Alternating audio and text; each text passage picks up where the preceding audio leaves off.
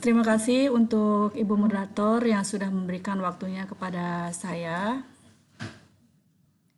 Selamat siang Bapak Ibu partisipan. Bagaimana kabarnya hari ini? Sehat? Ya, pada siang hari ini kita bersama lagi di Vicon bersama kelompok 13B. Sebelum dimulai, terlebih dahulu marilah kita panjatkan kepada Tuhan sehingga pada siang hari ini kita masih bisa berkumpul di Vicon kali ini. Kali ini kita akan memaparkan mengenai macam-macam kecerdasan pada anak Bapak Ibu. Jadi kalau kita perhatikan anak kita, anak didik kita, itu kecerdasannya ternyata tidak selalu sama Bapak Ibu. Mungkin ada anak yang lebih menguasai, lebih menonjol misalkan mata pelajaran matematika, berhitung. Di sisi lain ada yang lebih tertarik kepada hitung-hitungan, kepada bahasa, kepada musik. Nah, jadi kita tidak bisa menghakimi seorang anak itu misalkan, oh kurang pintar karena dia tidak menguasai mata pelajaran tertentu Bapak Ibu. Atau mungkin kita hanya melihat dari nilai rapotnya ketika kita melihat nilai rapot kita, kemudian ternyata kok nilainya menurut kita kurang memuaskan, kita tidak bisa mengatakan kalau anak kita itu sebenarnya bodoh Bapak Ibu. Sebab memang tadi kecerdasan anak itu memang berbeda-beda. Tidak ada dua pribadi yang sama persis Bapak Ibu. Begitu juga anak-anak walaupun misalkan saudara sekandung sekalipun itu tidak selalu sama untuk kecerdasannya.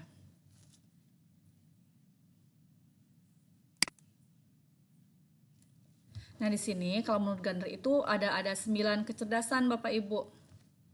Ada 9 kecerdasan, ini dilihat berdasarkan penelitian yang dilakukan. Ternyata kapasitas kognitif manusia itu tidak hanya terdiri dari kecerdasan tunggal, tetapi kecerdasannya itu merupakan kecerdasan yang majemuk Bapak Ibu. Jadi kecerdasannya berbeda-beda. Kita bisa lihat satu persatu nanti Bapak Ibu untuk macam-macam kecerdasannya, sehingga ketika kita sudah mengetahui bagaimana macam-macam kecerdasan pada anak kita, anak didik kita, kita bisa membantu mengembangkan kecerdasan yang mereka miliki.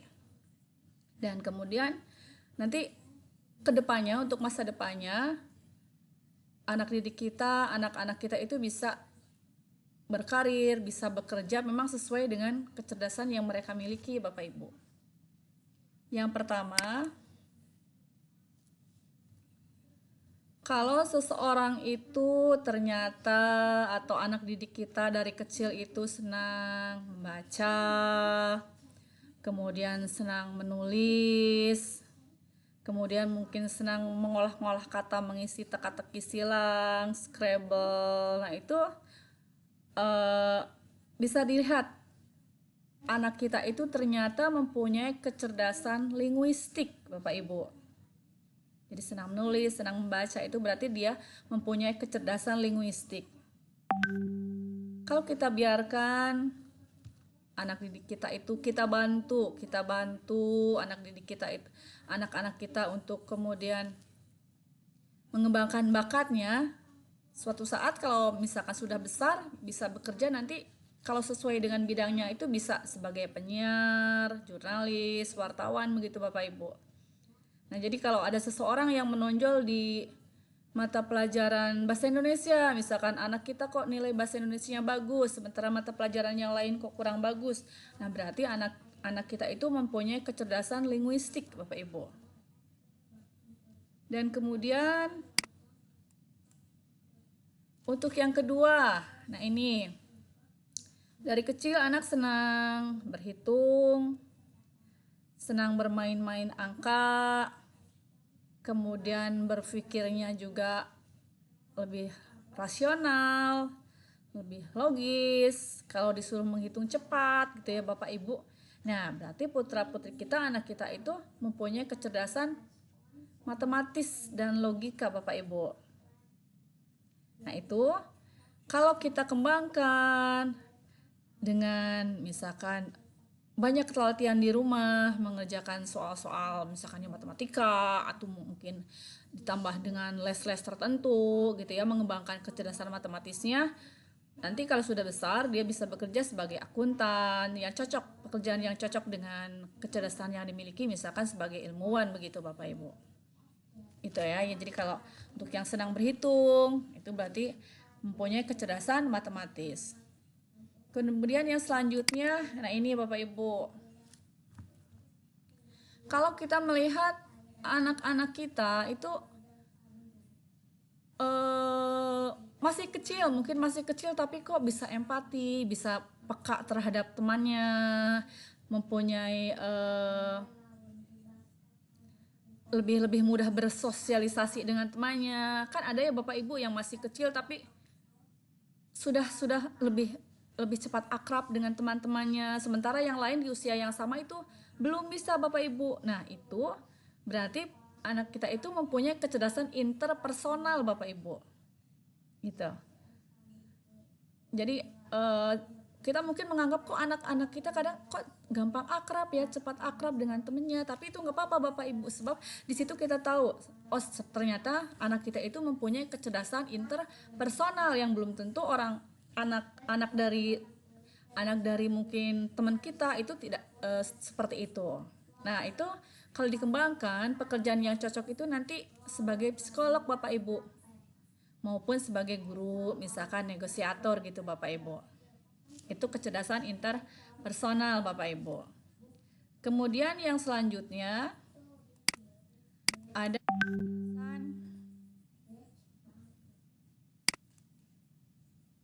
musikal Bapak Ibu.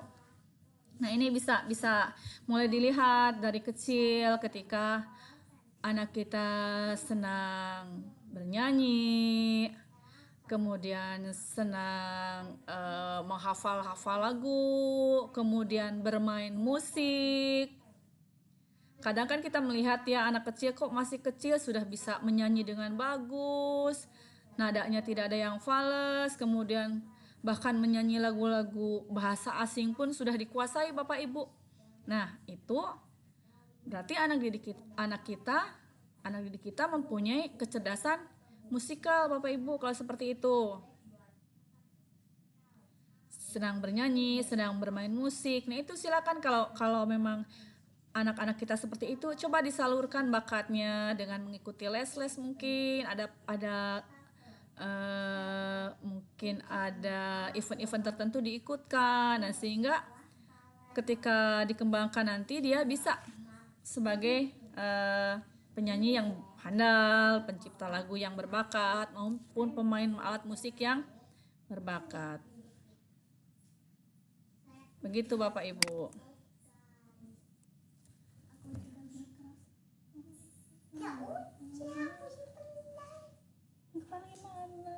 Kamu mau bilang tadi biar cepet.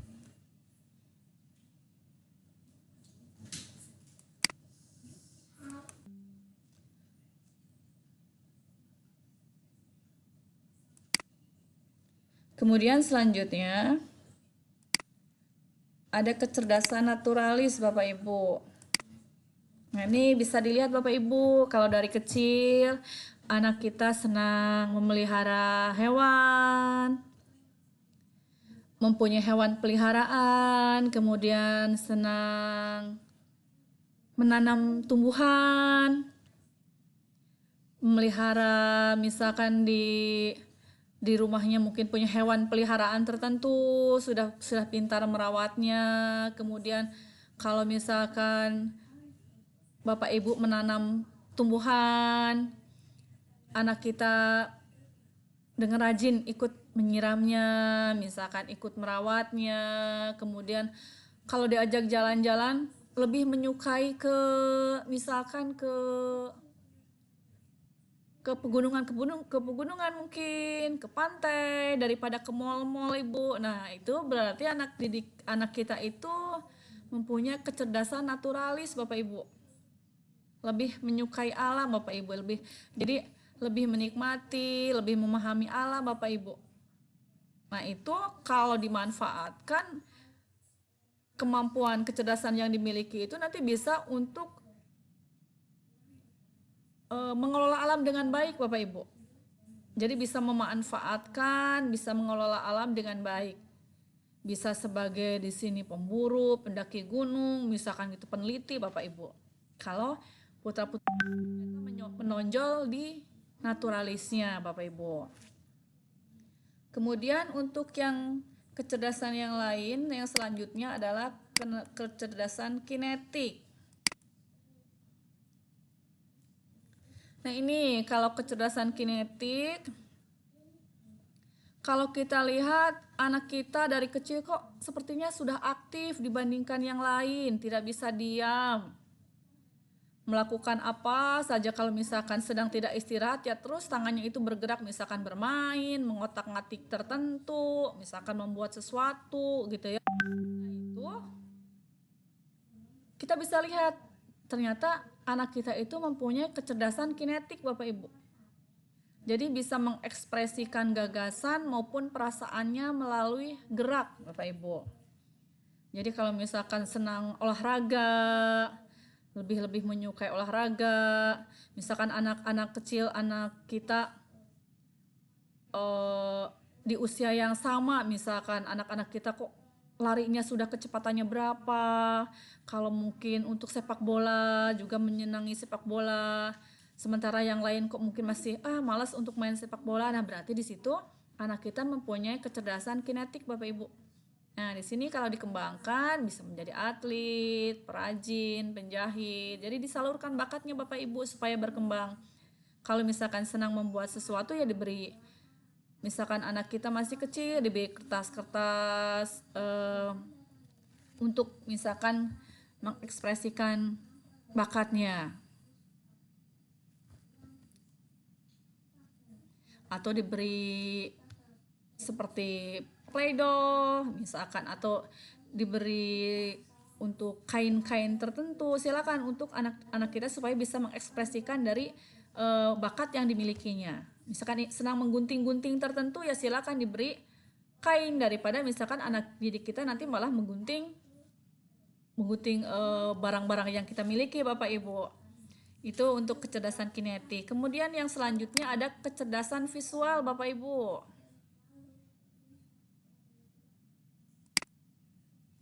Nah, untuk kecerdasan visual, kita bisa lihat kalau anak kita itu misalkan senang menggambar, senang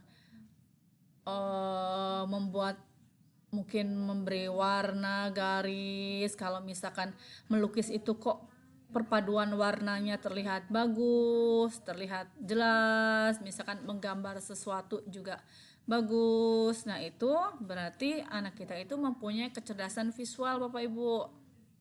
Nah, kalau dikembangkan nanti sesuai dengan kecerdasan yang dimilikinya, dia sebagai seorang insinyur, arsitek, fotografer gitu Bapak Ibu. Kalau anak kita mempunyai kecerdasan visual, biasanya di sini bisa dilihat anak kita itu mampu misalkan menggambarkan idenya itu dalam bentuk sketsa yang jelas.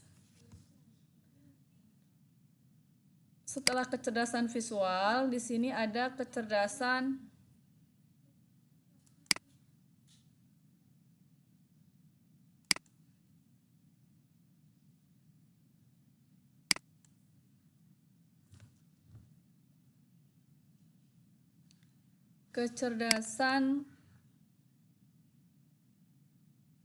eksistensial Bapak Ibu. Nah, untuk kecerdasan eksistensial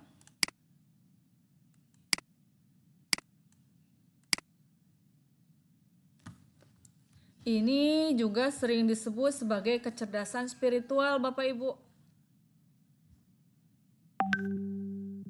Kadang kita menemukan anak-anak kita masih kecil, kok pertanyaannya dirasa aneh-aneh gitu Bapak Ibu ya.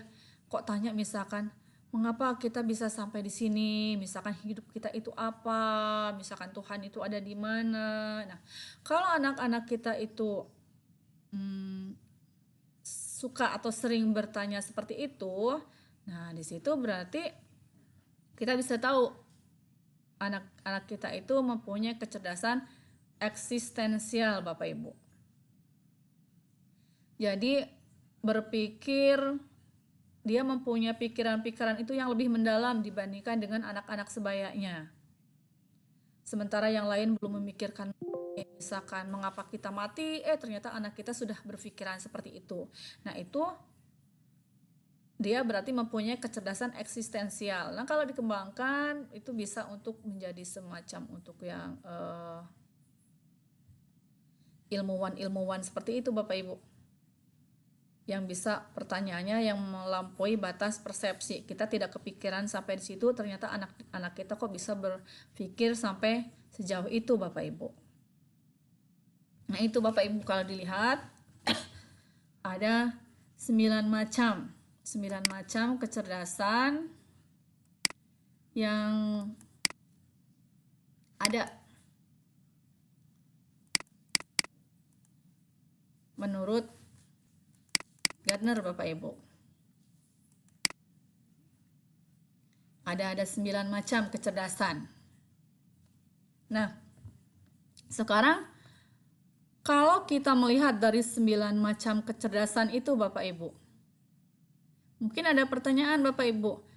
Apakah anak kita itu memiliki hanya satu macam kecerdasan atau 9-9-nya, gimana itu, Bu? Nah, kalau kita lihat dari 9 macam kecerdasan itu bisa memang ada anak kita itu misalkan hanya menonjol pada satu macam kecerdasan saja, Bapak Ibu. Itu bisa. Misalkan anak kita itu hanya menonjol di linguistiknya, misalkan di bahasanya. Itu mungkin saja. Tapi anak yang lain bisa saja ternyata bisa mengembangkan kedua-duanya. Misalkan ada yang linguistik dan misalkan visual. Ada mungkin yang lebih dari 2. Itu kemungkinan itu bisa terjadi, Bapak Ibu. Jadi kita tidak hanya bisa misalkan menghakimi, menjudge kalau anak kita itu hanya cerdas di bidang linguistik saja. Itu tidak seperti itu. Jadi bisa saja anak kita dari 9 itu misalkan yang dominan 2, yang dominan 3 itu bisa, Bapak Ibu. Jadi tidak selalu satu gitu. Jadi bisa juga lebih dari satu, Bapak Ibu. Nah, ini kalau kita sekarang misalkan sudah mengetahui ternyata anak kita itu lebih dominan di misalkan di linguistik. Bagaimana kita tahu misalkan anak kita lebih dominan di linguistik? Bisa tadi dilihat yang pertama dari kegiatan sehari-hari yang dilakukannya. Itu bagaimana? Lebih cenderung melakukan hal-hal apa? Atau juga bisa dilihat dari ini, Bapak Ibu, dari misalkan ketika kalau anak Bapak Ibu, anak kita sudah sekolah, bisa dilihat dari nilainya. Ternyata nilainya itu bagaimana, lebih dominan yang mana untuk nilai-nilainya. Dari sekian banyak mata pelajaran, ternyata yang lebih dominan misalkan nilai bahasa Indonesianya, Bapak Ibu. Nah, berarti kita bisa jadi lebih mengetahui, memang ternyata anak saya itu lebih menonjol di linguistiknya. Atau misalkan anak kita yang senang bernyanyi, senang bermain musik gitu kan ya. Nah, itu kita bisa tahu ini anak kita ternyata mempunyai kecerdasan visual dibandingkan yang lainnya. Jadi kalau kita sudah mengetahui ternyata kecerdasan anak itu beda-beda, kita jadi bisa lebih memahami, Bapak Ibu, bisa lebih memahami bagaimana kecerdasan dari anak kita. Jadi kita tidak boleh untuk memaksakan. Kita tidak boleh memaksakan kehendak kita kepada anak-anak kita.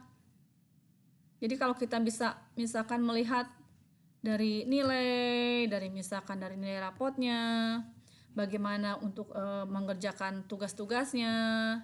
Itu ada eh, misalkan ada tugas tertentu, kok anak kita misalkan lebih cenderung menyukai bahasa. Kemudian ketika misalkan kita melihat nilai anak kita itu misalkan matematikanya kurang bagus, kita jangan kemudian hanya langsung mencap, oh anak-anak kita itu bodoh Bapak Ibu. Tapi kita harus lebih memahami, oh ternyata memang anak saya itu kecerdasannya bukan di matematika, tapi kecerdasannya misalkan di bahasa. Begitu Bapak Ibu. Misalkan atau mata pelajaran yang lain kurang menonjol. Tetapi anak saya itu kalau misalkan olahraga itu sangat berbakat. Nah, bagaimana caranya? Ya kita kembangkan kecerdasan anak yang kita miliki itu. Kalau memang anak kita itu lebih menonjol di olahraga, ya jangan kita paksakan anak kita untuk menguasai misalkan musik, menguasai matematika, menguasai untuk bahasa. Kita tidak bisa paksakan itu Bapak Ibu. Jadi kita kembangkan olahraganya memang tanpa mengesampingkan yang lain Bapak Ibu. Karena kita tahu untuk kalau seperti di negara kita, di Indonesia, misalkan anak SD aja itu kan mata pelajarannya banyak dan semuanya juga nilai-nilainya harus mencapai KKM ya Bapak Ibu.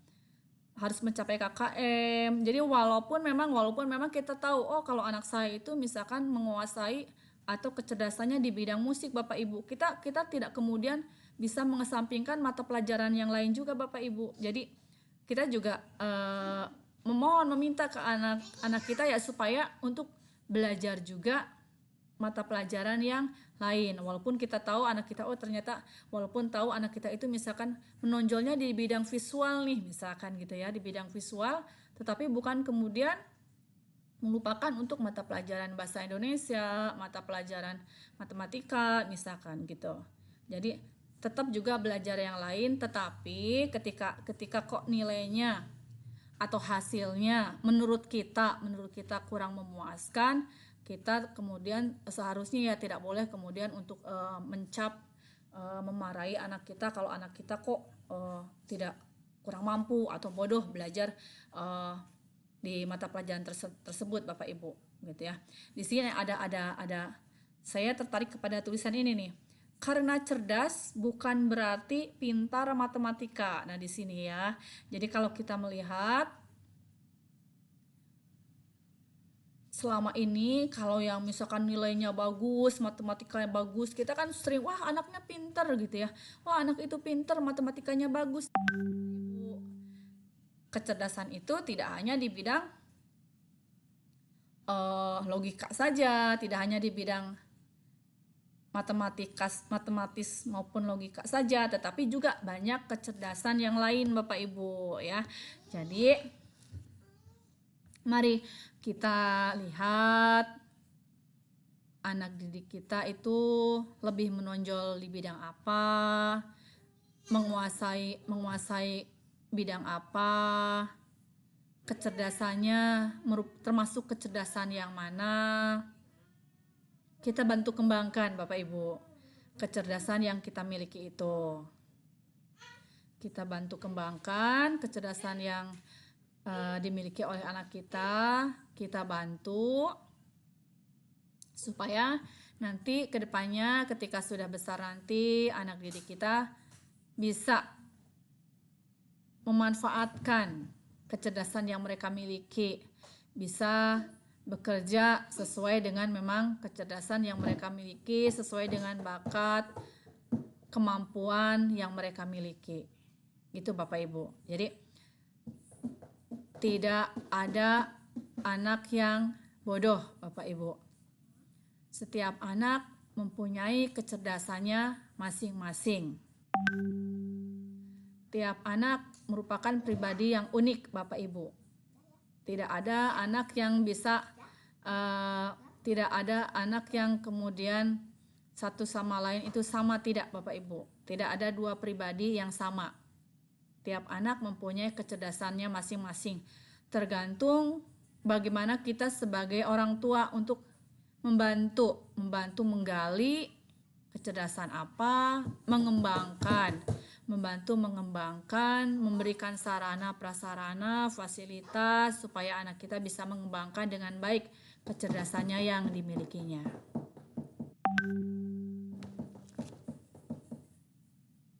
Demikian Bapak Ibu paparan dari saya mengenai mengenal kecerdasan anak. Semoga apa yang saya paparkan bisa bermanfaat. Yang sedikit ini semoga ada manfaatnya semua. Selanjutnya, jika ada yang ingin bertanya, ada yang belum jelas mengenai kecerdasan pada anak, bisa ditanyakan. Silakan nanti kalau ada yang ingin bertanya bisa melalui chat atau mungkin melalui langsung, silakan Bapak Ibu. Ya, sekian dari saya. Mohon maaf jika ada kesalahan-kesalahan.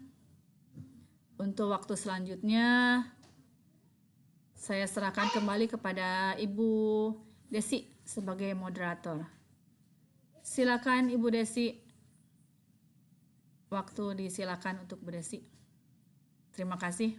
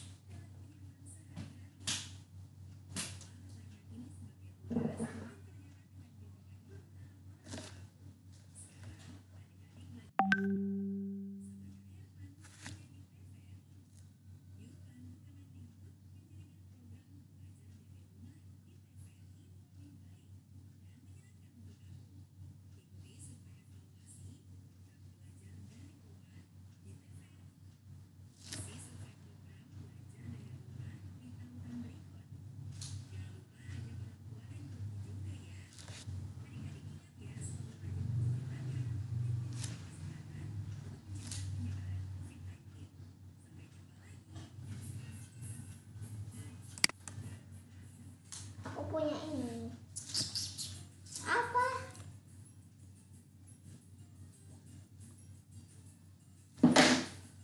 Buat HP.